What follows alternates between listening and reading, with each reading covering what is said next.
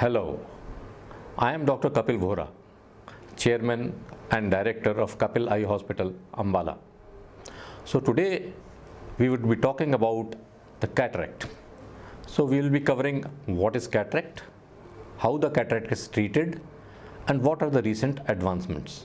तो हम 3 टॉपिक्स में सफ़ेद मोतिया कवर करेंगे कि सफ़ेद मोतिया होता क्या है, सफ़ेद मोतिया का इलाज क्या है और इसमें जो रीसेंट एडवांसेस हैं, जो भी नई नई चीज़ें आई हैं इसके इलाज में, वो क्या है।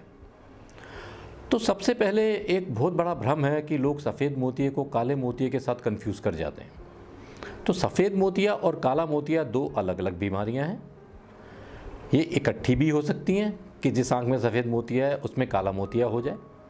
ये कई बार सफ़ेद मोतिये के ज़्यादा पकने से भी हो जाता है काला मोतिया, और काला मोतिया अलग से भी हो सकता है, जो कि आँख के प्रेशर को बढ़ने को कहते हैं, जिसको हम बाद में किसी टॉपिक में कवर करेंगे। आज हम अपने आप को सफ़ेद मोतिये तक सीमित रखते हैं। तो कुदरत ने हमारी आँख में एक लेंस बनाया है। ये लेंस प्रोटीन्स का बना है और ट्रांसपेरेंट है। इस लेंस का काम है कि जो भी बाहर की लाइट है, बाहर की इमेज है, उसको आपके आँख के पर्दे या रेटिना के ऊपर फोकस कर देना। समय के साथ, उम्र के साथ, कुछ बीमारियों के साथ, कभी कभी चोट लगने की वजह से ये लेंस धुंधला पड़ जाता है। तो ये लाइट को फोकस करने के बजाय ये लाइट को रोकना शुरू कर देता है। ऐसे में हमें देखने में कठिनाई आती है और इसको सफ़ेद मोतिया कहते हैं। ये सफ़ेद मोतिया पूरी तरह से ट्रीटेबल है और इसका सिर्फ एकमात्र इलाज है, और वो है सफ़ेद मोतिये का ऑपरेशन करके लेंस का प्रत्यारोपण करना। So cataract has only one treatment and that is cataract surgery.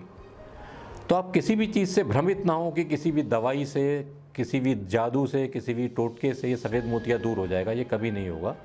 अपना पैसा, अपना रिसोर्सेज इस पर वेस्ट मत करिए और तैयारी करिए कि जब आपको ज़रूरत है आप सफ़ेद मोतिये का ऑपरेशन करा लें। इसमें आपका सर्जन आपको गाइड भी करेगा और आपकी मदद भी करेगा। अब सफ़ेद मोतिये का जो इलाज होता था, आपने अपने बुज़ुर्गों का इलाज देखा होगा कि उनका जब ऑपरेशन होता था तो उस समय एक हरे पट्टी एक आंख में बांध दी जाती थी। 7-8 दिन पलंग से उठते नहीं थे, रोज़ पट्टियाँ होती थीं। बहुत सारे परहेज़ होते थे कि झुकना नहीं है, ये खाना है, सख्त चीज़ नहीं खानी, घूमना नहीं है। तो ये सब अब 30-40 साल पुरानी बात हो गई है। धीरे धीरे कैटरेक्ट की सर्जरी में बहुत सारे एडवांसमेंट्स हुए हैं। सबसे पहला एडवांसमेंट था कि महीन टाँकों का बनना। जिस समय की वो हरी पट्टी वाली बात थी, उस समय टाँके भी नहीं लगते थे। टाँके होते ही नहीं थे इतने महीन कि बात थी, उस समय टाँके भी नहीं लगते थे। टाँके होते ही नहीं थे इतने महीन कि आँख में लगाए जा सकें। उसके बाद टाँके आए, टाँके और ज़्यादा महीन हुए। टाँके लगाने से जो कैटरेक्ट सर्जरी का इंसीजन या घाव था वो जल्दी जुड़ने लगा। तो धीरे धीरे परहेज़ भी कम होते रहे।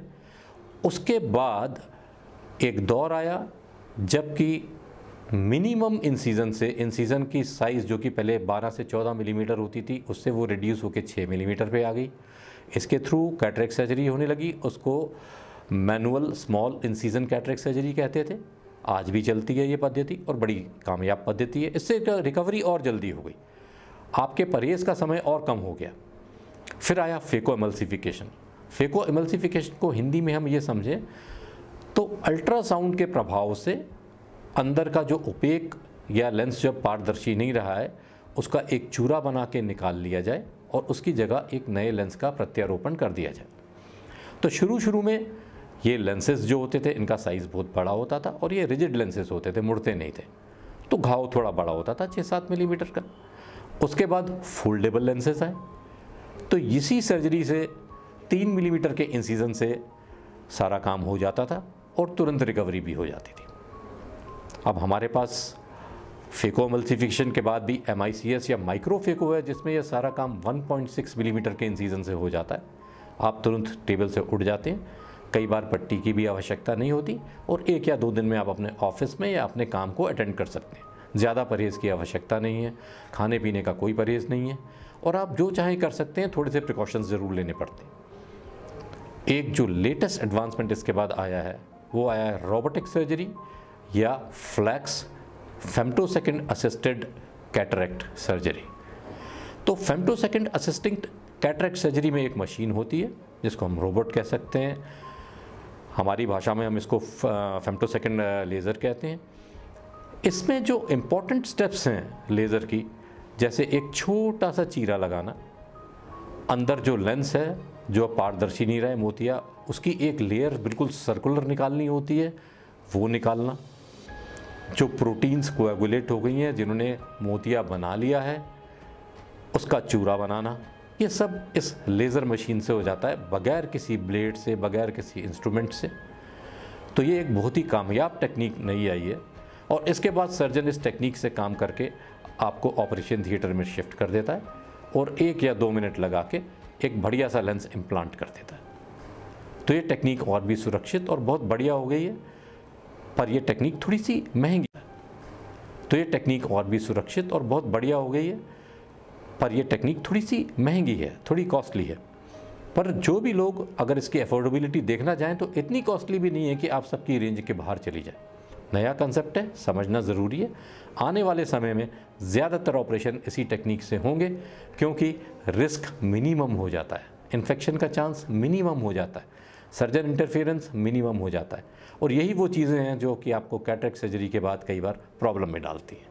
तो रोबोटिक सर्जरी या फ्लैक्स या फेम्टोसेकंड असिस्टेड सर्जरी आपको एक नॉर्मल फेको एमल्सिफिकेशन सर्जरी से कहीं ज़्यादा बेटर रिजल्ट देती है, कहीं ज़्यादा सुरक्षित है और आपको कहीं ज़्यादा आराम है। अब जैसा मैंने आपको बताया कि जब भी हम laser assisted surgery, femtosecond laser assisted surgery या रोबोटिक सर्जरी की बात करते हैं तो कॉस्ट थोड़ी हाई चली जाती है। लेकिन आप इसका फ़ायदा ये देखिए कि जितने भी बड़े इंस्टीट्यूट्स हैं जैसे all India institute of medical sciences Delhi, PGI Chandigarh, Medanta और भी बड़े बड़े हॉस्पिटल्स, उस सब में ये सर्जरी उपलब्ध है कि रोबोटिक सर्जरी या फ्लैक्स या फेम्टोसेकंड असिस्टेड कैटरेक्ट सर्जरी, इसके बेनिफिट्स देखते हुए हरियाणा गवर्नमेंट ने इसको मान्यता दी है, इसको अप्रूव किया है कि इसके कर्मचारी, हरियाणा गवर्नमेंट के कर्मचारी इस टेक्निक का लाभ उठा सकें। और अभी ये टेक्निक कुछ बड़े सेंटर्स के अलावा सिर्फ कपिल आई हॉस्पिटल में, हरियाणा की जहाँ तक हम बात करें तो सिर्फ कपिल आई हॉस्पिटल में उपलब्ध है, आसपास कहीं और उपलब्ध नहीं है।